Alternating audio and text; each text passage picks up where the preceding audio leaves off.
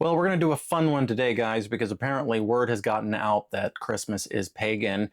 And so the Christian idolaters have gone into apologist mode. Hi, I'm Joshua with Truth and Mercy Baptist Ministries.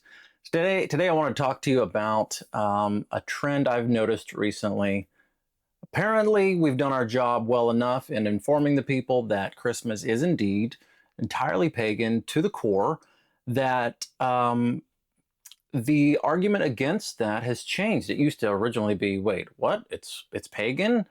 Well, that's okay because God knows my heart, or it doesn't mean that to me, or the root is so far gone, as Piper once put it, that we've redeemed this for Christ, and we've kind of grown accustomed to that being the debate. But I'm noticing something different now. Apparently, it's now become popular for people to say Christmas is not and never was pagan, that it was invented by Christians, that Santa Claus is just a version of Jesus Christ, and that the Christmas tree is a Protestant invention, and that Saturnalia has nothing to do with Christ Mass.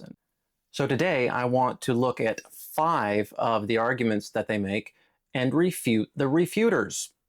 And while I'm drawing on a lot of different sources and research that I've done over the years, but for the purposes of this documentary, my primary source is a fantastic documentary by 119 Ministries called The Christmas Question. I advise everyone to watch it. It's less than 2 hours long, and it's available on YouTube for free. They provide incredible sources. One of the things I've noticed about the talking points going around on Facebook and social media and YouTube is that when someone says that Christmas is pagan, they just haven't done their research. They're not citing any sources. They're making it up. Well, this documentary absolutely does not just make it up. It goes to subject matter experts, serious scholars, and it cites primary sources from as far back as like prior to the 1st century AD. So let's get into the 5 main arguments that they use. First and foremost, they essentially argue that Christmas has always been a Christian celebration. To do this, they'll go back and say, evidence shows that even before there was any pagan association with Christmas, the Christians were celebrating and taking part in these traditions. And there's a real problem here because you have to question, what do they mean by the word Christian? They will say essentially that pagans tried to co-opt Christmas and take it back, or rather to take it away from the Christians. And to do this, they'll argue that there is evidence that Christians took part in these traditions way back in history. Well, you have to understand that it's right there in the name. Christ Mass is Roman Catholic. It is not Christian. And so when these people say it's Christian, they're going back to evidences of the Catholics celebrating these traditions and these festivities. And so when they argue for Christian involvement in history, usually what they mean is Roman Catholic involvement. And of course, most people who have studied the Roman Catholic Church know that the Roman Catholic Church is, at its core, a pagan cult. It is just a Christianized version of ancient Babylonism, and therefore it has always co-opted all of the pagan rituals in the different lands and countries that it spreads to, and it puts Christian saint names for the gods, for the pantheon of gods. It takes the rituals and celebrations that the pagan people in the countries celebrate, and it gives them Christianized names, and it ties them to different events on the biblical calendar. But they're Roman Catholics. They're not Christians. In fact, Roman Catholic churches have often built their buildings right on top of significant pagan sites, believing that they were absorbing the energy from those pagans. They were essentially replacing them not as a Christian alternative, but rather as the next revelation of that pagan knowledge. That's why the Protestants and early dissenting Christians hated Christmas from the beginning. Secondly, the Christian idolater apologists will argue that Christmas is not pagan because it's not Saturnalia. We've often tied Christmas to the Saturnalia festival of Rome in December, and there's a lot of similarities, no doubt. I mean, they had mistletoe and red and green, they had holly, There's a lot of similarities. They had Christmas caroling. There's a lot of these Christmas traditions that can be traced back to Saturnalia. But they rightly point out that Saturnalia was celebrated on December 17th through the 23rd, and they go, bam, Christmas is on the 25th, therefore they're not the same thing. Well, hold on, not so fast. There were many pagan rituals, not just the Roman festival of Saturnalia. There was within Rome itself, Rome had Sol Invictus, which was on December 25th. But there were also many different pagan traditions and festivities that occurred right around this period. And why? Because of the winter solstice. They believed that the sun is dying and is about to be reborn. It was a form of resurrectionism.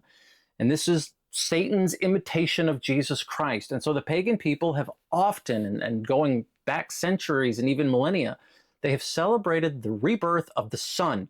The sun god, who we know in the Old Testament was called Baal, had a birthday, and his birthday was essentially the winter solstice. So these festivals, many of which were in Europe and other areas, not just in Rome, took place right around this period. And even today in other countries, Christmas is not defined solely as December 25th. It's actually defined as a season. This is especially true in countries like France and some of the Latin American countries. They celebrate it all the way into January. So it's the Christmas season. It's the time when the light from the sun stops getting shorter and starts to get longer. It's a season. Christmas is not just the December 25th date that we in America recognize it as, but rather a season of the lengthening of the day. It is the worship of the sun god, which shows that Christmas is inherently pagan. But they'll go one step farther and even point out that, hey, today the winter solstice is the 21st, Christmas is on the 25th, so ergo, they're not the same thing. How can you say that pagans were celebrating the solstice, and that's where we get Christmas, if the solstice is on the 21st and not the 25th? Well, it used to be on the 25th. That was set by Julius Caesar in 45 BC. But in the 16th century, Pope Gregory the 13th actually changed it to the modern date of December 21st. So the solstice back then, when they weren't exactly sure and when the calendar was different, it was on the 25th. And we still see that in today's Christmas. We are still observing the ancient solstice, which today may be on a different calendar on the 21st, but back then it was on the 25th. And this gets us into their third argument. When was the birthday of Jesus? It used to be when you tell people, well, Jesus wasn't even born on the 25th of December, they could generally understand your arguments. Yeah, sure, the shepherds wouldn't have been out in their fields at this time period, blah, blah, blah. The Bible seems to indicate that it was more late September, early October. But now, Christian idolater apologists are actually saying, no, Jesus was probably born on the 25th, or at least we have a good reason to believe he could have been born on December 25th. But is that true? Here's where they get their math. The Roman Catholic apologists, from whom Christians today are borrowing their logic, they argue that in the Old Testament, the Jews believed that holy men generally died on the same day as they were born. This is listed often because they were said to have lived a certain number of years rather than a certain number of years and months. So they thought, okay, then God allowed them to die on their birthday. Random. The Bible never says anything like that, but that's their logic. And so they argue that Jesus, being the holiest man who ever lived, must have died on his birthday. Well, we know that he died roughly in the spring around Passover season, right? That doesn't work. So they change even that arbitrary theory to say that he was actually crucified on the date of his conception, not of his birth. So it's a little bait and switch there, so that he could have been born on December 25th if he had been conceived March. They also have a strange theory regarding Zechariah, the father of John the Baptist, who was, of course, 6 months older than Jesus. They say, okay, well, we know when Zechariah was in the temple, it was Yom Kippur, the Day of Atonement. He was the high priest. We know what date that occurs on. Therefore, we understand that when he went home, his wife became pregnant. 9 months later, John was born. Add 6 months to that, Jesus was born. So our math should be easy to follow, and that works out to roughly December 25th. There's a couple problems with this. Number one, the Bible never says that Zechariah went home and then immediately Elizabeth was pregnant. That's an assumption. Number two, it never indicates that Zechariah was there during the Day of Atonement. Number three, it never says he was the high priest. In fact, it indicates otherwise, that he was rather one of the courses that attended to the temple. Not that he was going into the Holy of Holies, not that he was there for the Day of Atonement, not that he was a high priest. So this whole thing is made up, and it's Roman Catholic. So we have Christians borrowing from Roman Catholic talking points to argue in favor of, guess what, a Roman Catholic pagan holiday. And one last point they bring out is they argue that the shepherds very well could easily have been in the fields on December 25th, keeping watch over their flocks by night, as the Luke chapter 2 account says. But even though they argue that Israel is in a warm climate, the fact of the matter is snow often does fall in December in Bethlehem. So it would not have been very likely that their shepherds would have been out in the fields with their sheep during a snowfall. Argument number 4 is that Christmas trees aren't actually pagan. They were invented by the great Protestant reformer Martin Luther. Except history doesn't show that he invented the Christmas tree. It just shows that he added candles to the Christmas tree. It's true that Christmas tree use, as we know it today, came about roughly within the country of Germany or that area of Europe, roughly around the period of Luther. But no one can cite a source showing that he actually could be credited as the inventor of the Christmas tree. Rather, this was a custom that was already in use that he was able to simply borrow from and add to. So he's the one who came up with the idea to put lights on trees, but tree use was already going on in Europe. And where did they get the idea? Well, as we have always said, this is a Yule custom from North Europe. They would go out into the forest and they would cut down a big log and they would burn it. This goes straight back to Babylonism. You can read this in the Two Babylons by Alexander Hislop. They were essentially, again, resurrecting their dead god by this ritual where they would burn a log, a Yule log. The Festival of Yule is another festival that Christmas comes from. And this Yule log would burn all night, and then according to custom and myth, in the morning there would be, out of the ashes, an evergreen tree, which was a symbol that their god, Nimrod essentially, from Babylon, had been reborn. So this is again an imposter gospel. This is once again a resurrection myth that Satan is using to try to supplant the true Christ, who did indeed rise from the dead, defeating death. They'll even say that there's nothing in history that says pagans used evergreen trees. And yet we have, even in the Old Testament, the Bible says many times that the pagans and the followers of Baal would offer gifts and commit their spiritual fornication under every green tree. They were attracted to trees that were green during winter because this was something different. It showed life. It was a fertility symbol. This is basic pagan stuff. So Martin Luther did not invent the Christmas tree. This was a Yule pagan tradition that symbolizes Nimrod dying and then coming back to life. The evergreen tree symbolizing eternal life. Even in the wintertime, it's green.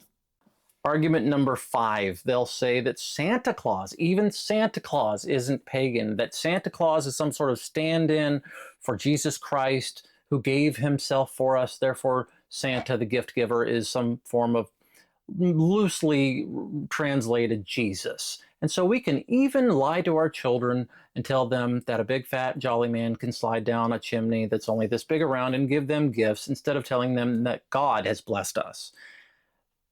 Follow this logic here. They will argue that Santa Claus comes from the word Christkindl. Kris Kringle, as some people call him, comes from Christkindl, and they're correct. The etymology did work out that way. The adulteration of the words Christkindl or Christ child in German came eventually to be known as Kris Kringle.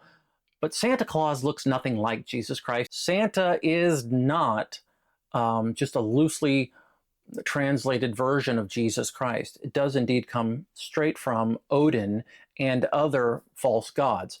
Odin had a horse with 8 legs rather than 8 reindeer that pulled his chariot through the sky. Odin would actually exchange gifts with children in exchange for things they would leave in their shoes rather than their stockings.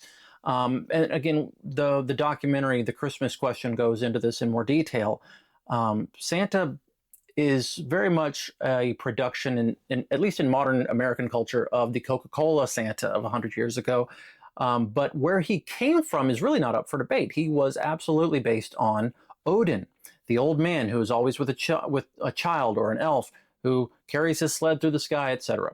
So it's really sad that these Christian idolatry apologists would try to use this logic and pretend that, there is no source work, that we invented this, that the pagans are just trying to co-opt Christmas, because they're essentially using the logic of the Roman Catholics themselves. And really, it's right there in the name. I don't usually tell people Christmas is pagan. I prefer to say Christmas is Catholic, because it's very easy to then show that Catholicism is pagan.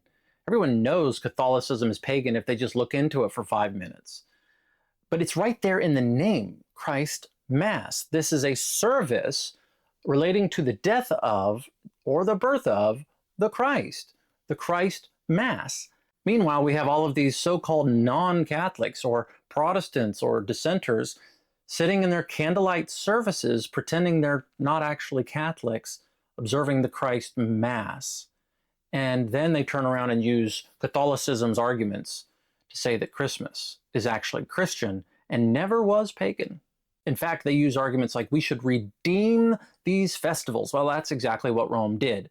They, quote unquote, redeemed these festivals. It was a lot easier to make these pagans in the different countries they found themselves in to convert over if you just said, oh, hey, you can still worship your false gods. Let's just give them names of the 12 apostles. This is not what Christ taught in the Bible. He didn't say that we should redeem something by continuing in it. God doesn't tell us to take the customs of the world and redeem them. He says, touch not the unclean thing. That's what the Bible actually says. It says to come out from among them and be separate. Think about it this way. Would your wife be pleased if you celebrated her birthday on the birthday of your old flame, your old girlfriend? And to go even further, if you made the favorite cake of your old girlfriend and presented it to your wife, or if you maybe gave your wife as a birthday present something that she knew your old girlfriend really liked, would that please her? Do you think that that's a great way to honor your wife, is to mock her essentially by these things that you shared with someone else, or that would please your old girlfriend? Well, how do you think God feels when we try to worship him with these pagan traditions and customs that come straight out of Roman Catholicism and the pagan customs that she got them from? Why do you think that God wants us to celebrate his so-called birth on the birthday of Sol Invictus, the sun god, the Roman god who was said to be born on December 25th? And again, for sources, I cannot recommend The Christmas Question by 119 Ministries highly enough. You will see that Christmas, December 25th, is indeed the birthday of Christ.